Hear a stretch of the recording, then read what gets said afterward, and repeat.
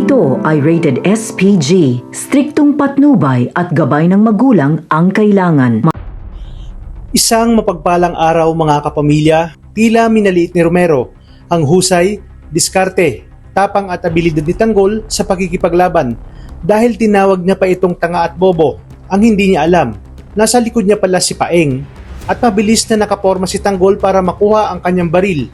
Kaya dito, pinaulanan niya ng bala ang tuta ni Roberto na si Colonel Romero. Ibig sabihin, pumalpak si Roberto sa kanyang inutos kay Romero. Sa kabilang banda, gulat na gulat sina Miguelito, Roberto at Gustavo nang sabihin ni Marites na anak niya si Tanggol at may dugo itong gerero. Kaya naman dito, ang desisyon pa rin ni Gustavo ang masusunod. Hindi maaring saktan ni Miguelito at Roberto si Tanggol dahil apo niya ito at kadugo nila ito.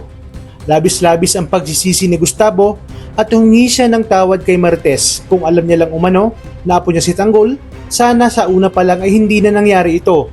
Hindi naman pumabor si Miguelito sa gustong mangyari ni Gustavo at ipinangako na hindi magbabago ang kanyang gustong mangyari dahil buo na ang loob niya na makapaghiganti kay Tanggol. Matapos namang mailigtas ni Tanggol si Fatima, ay kaagad nilang dinala si Nognog sa ospital para maipagamot at sa awa ng Diyos ay nakaligtas ito. Nagpasalamat si Paeng at Fatima kay Tanggol dahil sa pagligtas nito sa kanila. Kaya naman sinabi ni Tanggol na kinakailangan sa hideout muna sila magtago dahil paniguradong hindi titigil ang mga gerero hanggat hindi napapatahimik si Fatima.